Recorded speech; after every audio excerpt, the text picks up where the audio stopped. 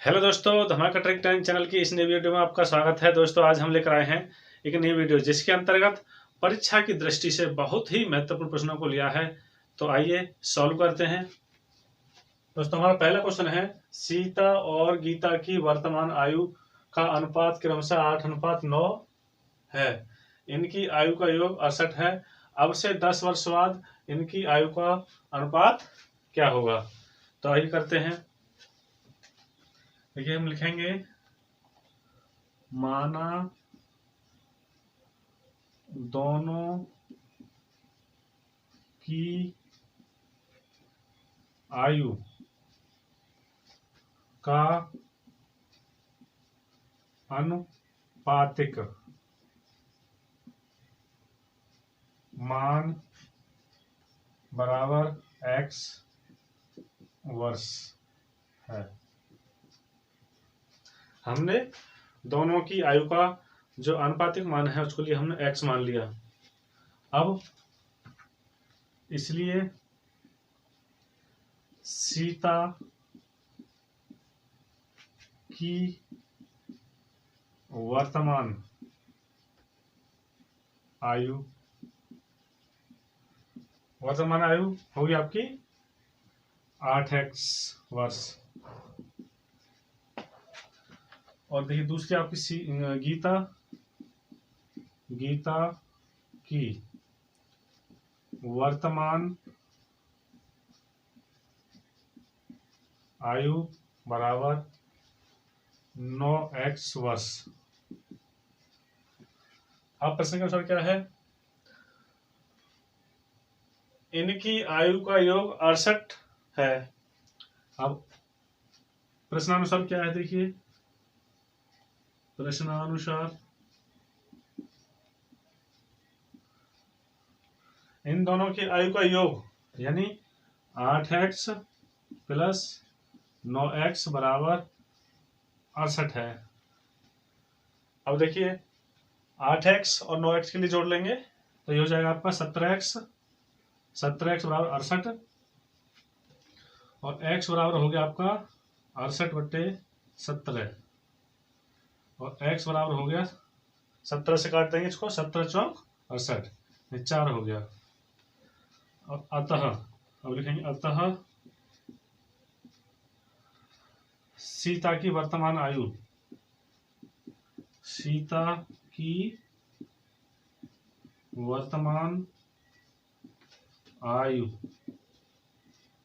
बराबर ये थी आपके 8x, 8 गुणा x का मान हमने 4 रख दिया, 4 तो बराबर हो गया 8 चौक 32 वर्ष। अब देखिए, गीता की वर्तमान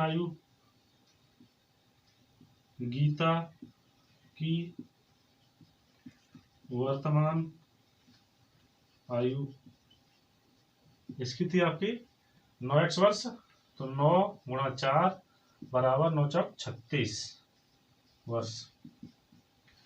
अब देखिए, अब से 10 वर्ष बाद जब किसी की वर्तमान आयु इतनी है तो 10 वर्ष बाद उसकी 10 वर्ष और बढ़ जाएगी। तो ये हो जाएगी आपकी अतः 10 वर्ष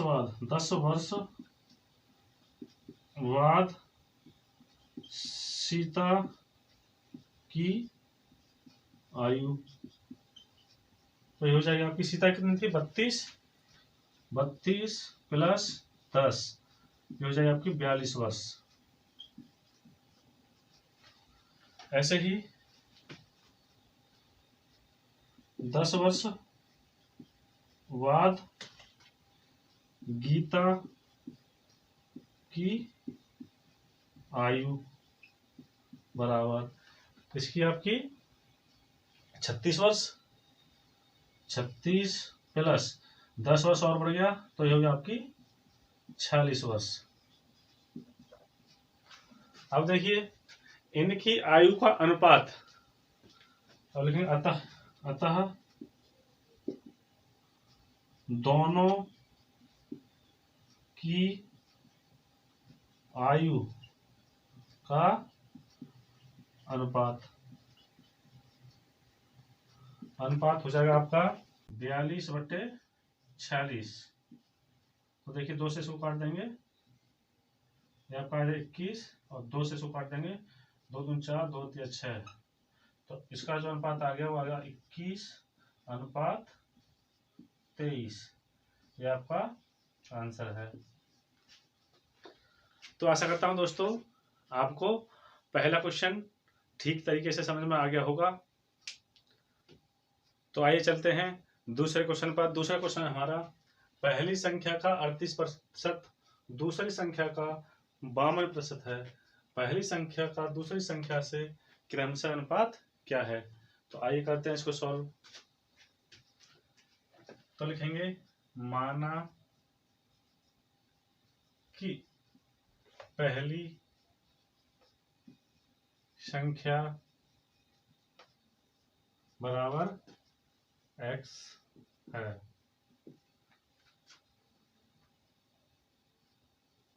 तथा दूसरी संख्या बराबर y है।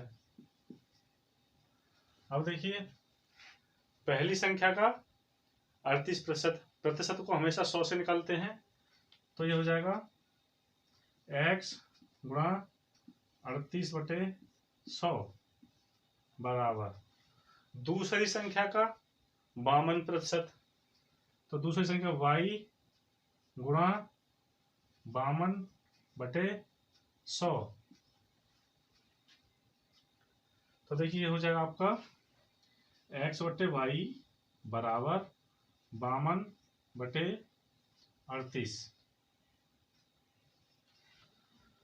अब इसको हम 2 से काट लेंगे, तो ये हो गया आपका 26 और ये होगा आपका 19। तो देखिए अनुपात क्या निकल के आएगा, अतः x अनुपात y बराबर 26:19। ये आपका आंसर है। तो आशा करता हूं दोस्तों आपको दूसरा क्वेश्चन भी ठीक तरीके से समझ में आ गया होगा। तो दोस्तों हमारा तीसरा क्वेश्चन है, एक आदमी के पास 1 रुपए के नोट, 5 रुपए के नोट तथा 10 रुपए के नोट का मूल्य 480 रुपए है। यदि नोटों की संख्या बराबर हो तो नोटों की संख्या क्या होगी? तो आइए करते हैं।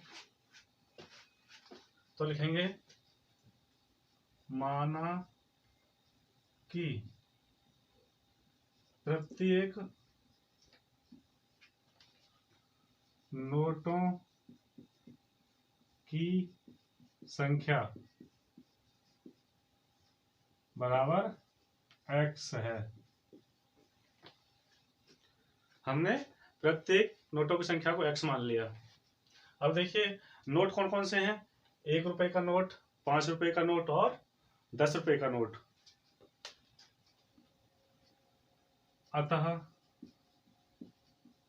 देखिए 1 रुपए का नोट 1x हो गया, प्लस 5 रुपए का नोट 5x हो गया, प्लस 10 रुपए का नोट 10x हो गया, बराबर टोटल है आपका 480। अब हम इनके लिए जोड़ लेंगे 10x और 5x 15x और 1x 16x। तो ये होगी आपकी 16x बराबर 480। अब देखिए x इक्वल टू हो गया आपका 480/16। 16 से हम भाग लगा देंगे, 16 का 16, 16 × 48, यानी x बराबर आपका 30।